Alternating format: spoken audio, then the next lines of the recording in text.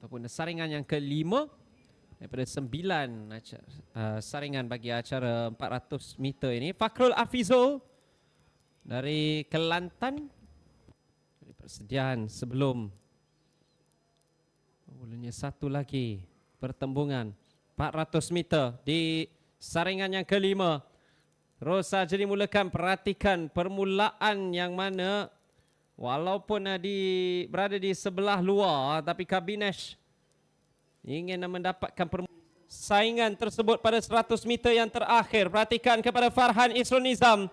Dan perhatikan juga di lorong satu iaitu Fakhrul Hafizul.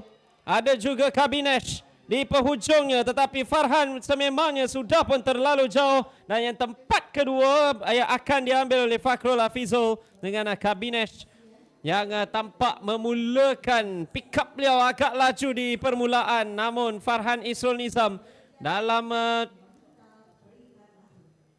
jadi ini adalah catatan rasminya 49.17 dengan Fakhrul Hafizul. Beliau yang berada di lorong yang pertama dari Kelantan.